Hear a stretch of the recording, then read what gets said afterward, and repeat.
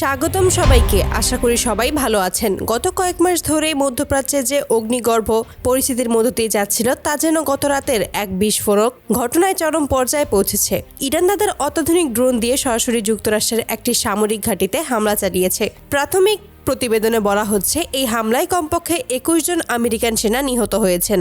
এটি ইরানের পক্ষ থেকে যুক্তরাষ্ট্রের বিরুদ্ধে সাম্প্রতিক সময়ের সবচেয়ে প্রত্যক্ষ ও প্রাণঘাতী সামরিক আক্রমণ। পুরো বিশ্বের নিরাপত্তা বিশ্লেষকদের দৃষ্টি এখন তেল আবিয়াতের দিকে। শুরুতেই দেখে নেওয়া যাক কি ঘটেছে গত রাতে। মধ্যপ্রাচ্যে অবস্থিত একটি মার্কিন সামরিক ঘাঁটির আকাশে হঠাৎই ভেসে আসে একদল অদৃশ্য শত্রু।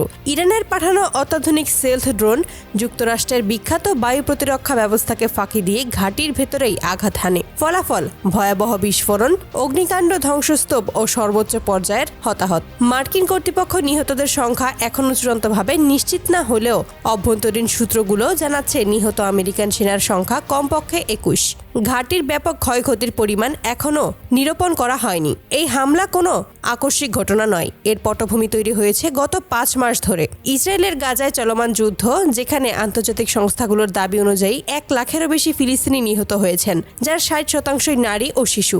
এই যুদ্ধে যুক্তরাষ্ট্রের সরবরাহকৃত অস্ত্র ও অর্থায়ন ইসরায়েলকে সমর্থনের ইঙ্গিত হিসেবে দেখা দিয়েছে তেহরানে। ইরান শুরুতে হামাস, হেজবুল্লাহর মতো ফিলিস্তিনিপন্থী গোষ্ঠীগুলোর পেছনে সমর্থনদাতা হিসেবে ভূমিকা রাখলেও গাজায় নৃশংসতা ও আঞ্চলিক উত্তেজনা বৃদ্ধির সাথে সাথে তারা ক্রমশ সরাসরি সংঘাতে জড়িয়ে পড়ার ইঙ্গিত দিচ্ছিল। গত রাতের এই হামলা সেই ইঙ্গিতকেই যেন রক্তাক্ত বাস্তবে পরিণত করেছে।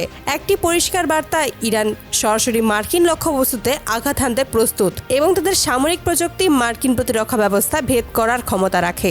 অপরদিকে ইরান সরকারের পক্ষ থেকে একটি সংক্ষিপ্ত কিন্তু ঔদ্ধত্যপূর্ণ বিবৃতিতে এসেছে। তারা এটিকে সামরিক শক্তির একটি সীমিত প্রদর্শন বলে অভিহিত করেছে, কিন্তু বিশ্লেষকরা বলেছেন এটি প্রদর্শন মধ্যপ্রাচ্যের মার্কিন অবস্থানের প্রতি একটা গভীর চ্যালেঞ্জ এবং ইরানের বৃদ্ধিশীল সামরিক আত্মবিশ্বাসের লক্ষণ।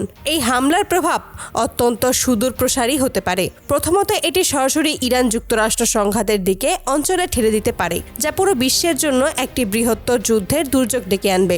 দ্বিতীয়ত, ইরানের ড্রোন প্রযুক্তির এই সক্ষমতা আঞ্চলিক শক্তি ভারসাম্যকে বদলে দিতে পারে। তাদের সেলথ ও অত্যাধুনিক বলে দাবি করা ড্রোন যদি সত্যিই মার্কিন ঘাঁটিতে আঘাত হানতে পারে, তাহলে তা শুধু ইসরায়েলের জন্যই নয়, সমগ্র মার্কিন মিত্র শিবিরের জন্য এক ভীতিকর বার্তা। তৃতীয়ত, গাজা যুদ্ধ এখন আর শুধুমাত্র ইসরায়েল ফিলিস্তিনি ইস্যু নেই। এটি পরিণত হয়েছে একটি বৃহত্তর প্রতিপক্ষতা ও আঞ্চলিক ক্ষমতার লড়াই, যেখানে ইরান নিজেকে প্রতিরোধ অঙ্গের নেতা হিসেবে প্রতিষ্ঠিত করতে চাইছে। তাহলে পরিস্থিতি এখন কোথায় দাঁড়ালো? একদিকে গাজায় মানবিক বিপর্যয় চলছেই, অন্যদিকে তেহরানের এই স্পষ্ট ও প্রাণঘাতী চ্যালেঞ্জ ওয়াশিংটনকে সরাসরি সামরিক জবাব দেওয়ার চাপে ফেলেছে। ট্রাম্প প্রশাসন কী ধরনের প্রতিক্রিয়া দেখাবে তা এখন সবার লক্ষ্য। এটি কি হবে লক্ষ্যভিত্তিক হামলা, নাকি ব্যাপক আকারের কোনো সামরিক অভিযানের সূচনা? ইরান কি তাদের এই পদক্ষেপ থেকে পিছিয়ে আসবে, নাকি আরও সংঘাতের দিকে এগিয়ে যাবে? গত রাতের এই ড্রোন হামলা শুধু একটি সামরিক ঘাঁটিতেই আঘাত করেনি, এটি আঘাত করেছে পুরো আন্তর্জাতিক শান্তি ও স্থিতিশীলতার ভিতকে। মধ্যপ্রাচ্য এখন একটি বারুদ ঢিপির ওপরে। সামনের ঘন্টা এবং দিনগুলোই নির্ধারণ করবে এই ঢিপিতে কি আগুন লাগবে, নাকি শেষ মুহূর্তে কূটনৈতিক কোনো পথ খুলবে। এই ঘটনা নিয়ে আপনাদের মতামত কমেন্টে জানান। নিচে থাকা বেল আইকনটি চেপে সাবস্ক্রাইব করতে ভুলবেন না। দেখা হবে আগামী ভিডিওতে। ভালো থাকুন, সতর্ক থাকুন।